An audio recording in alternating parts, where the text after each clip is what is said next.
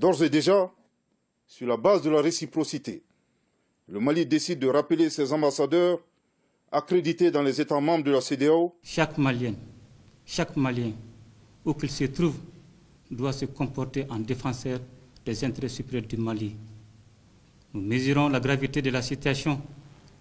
Il revient à chacun de taire les divisions de quelque nature que ce soit, de se retrouver autour de l'essentiel qu'est le Mali, notre patrie. Aussi, j'en appelle à une mobilisation constante et à une résilience face à la situation.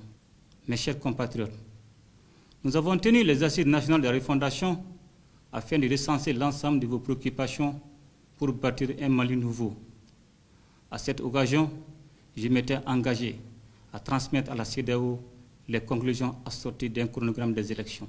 C'est dans ce cadre que j'ai dépêché une mission interministérielle le 31 décembre 2021 auprès du président de la conférence des chefs d'État pour expliquer notre démarche. Mes chers compatriotes, l'histoire sociopolitique de notre pays nous a prouvé à maintes reprises qu'il nous fallait impérativement revoir en profondeur notre système afin d'éviter un éternel recommencement. C'est cela que nous avons tenté de faire comprendre aux chefs d'État de la CEDEAO, car le Mali est un pays pour qui l'intégration africaine vaut la renonciation à une partie de son territoire. Il est donc temps pour nous, chers Maliens, de nous retrouver, de nous renforcer afin de pouvoir exister en tant que nation, exister dans toute notre diversité. Mes chers compatriotes, je vous demande de rester calmes et sereins, car nous avons fait le choix d'être sincères afin de prendre notre destin en main, en forgeant notre propre voie. Gardons à l'esprit que le chemin qui mène au bonheur est une voie dure et très dure. Toutefois, avec courage et dévouement, nous allons y arriver. Telle est l'essence de notre hymne national. La CEDEAO et l'UEMOA se sont assumés, nous en ferons autant. Nul besoin de procéder à des actions de violence. Cela n'a jamais caractérisé les Maliens que nous sommes. Nous avons espéré qu'avant la conférence extraordinaire de la CEDEAO, un examen minutieux serait fait du chronogramme soumis et une période serait donnée pour discuter sur notre proposition avant de se prononcer.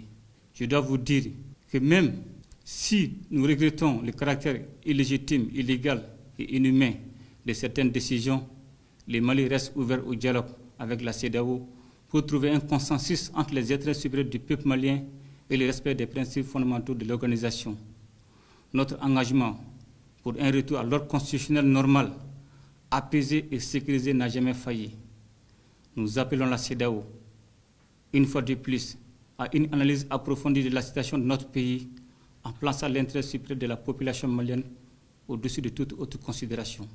Mes chers compatriotes, j'ai bien conscience des inquiétudes quant aux conséquences de ces mesures, mais je tiens à vous rassurer que des dispositions sont prises pour faire face à ces défis et que les actions d'approvisionnement se poursuivront. Mes chers compatriotes, depuis que nous avons pris nos responsabilités face à notre destinée, nous avons toujours œuvré pour le bien-être de l'ensemble des populations maliennes dans toute leur diversité et nous continuerons à nous y atteler. Maliennes, Maliens, je ne saurais terminer sans vous exhorter à davantage de solidarité et de résilience face aux nombreux défis de l'heure. Ensemble, nous bâtirons le Mali de demain. Qu'Allah bénisse le Mali et protège les Maliens.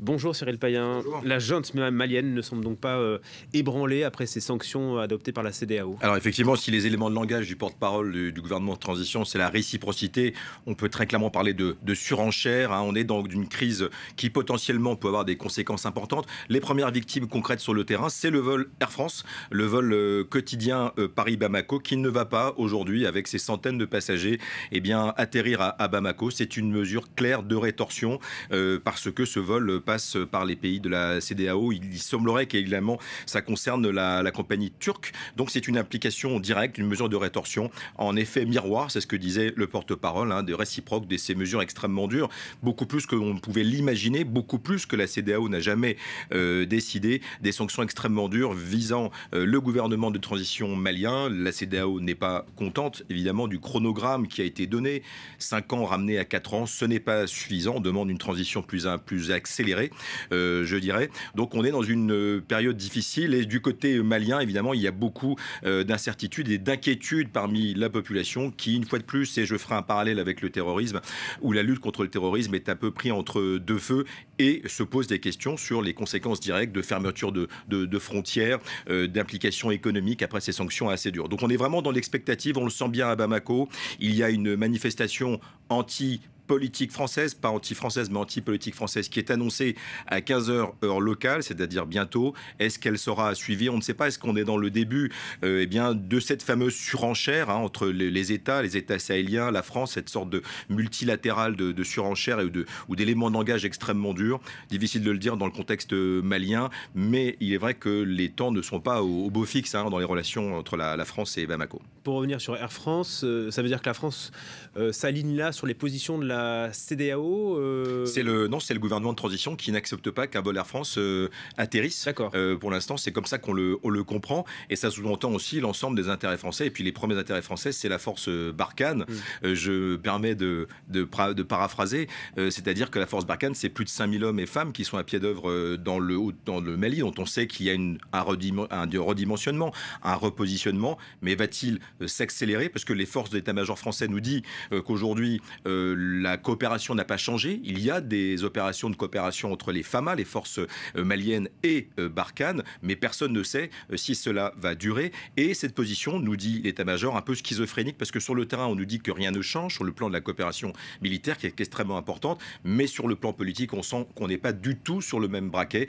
Donc on est dans cette contradiction un peu dangereuse. Donc ça va encore compliquer la donne pour les Français? Très certainement, on peut s'attendre à des annonces, on peut s'attendre à peut-être une accélération, et on ne parle pas nécessairement uniquement de la France, mais également de la position européenne, d'autant que la France, on le sait, préside l'Union européenne depuis le 1er janvier. Donc il y a une série d'implications qui sont dangereuses dans le contexte sahélien, dans le contexte malien particulier, dans le contexte aussi où la France, on le sait, a transféré quelques bases, 3 bases, dans le nord du Mali pour le donner aux forces maliennes. Donc c'est une grande incertitude, c'est le moins qu'on puisse dire, un contexte un peu volatile, et déjà donc la première victime, ce sont d'abord certainement les inquiétudes fondées des Maliens évidemment, mais également ces vols qui ne sont annulés sine die pour relier la capitale du Mali.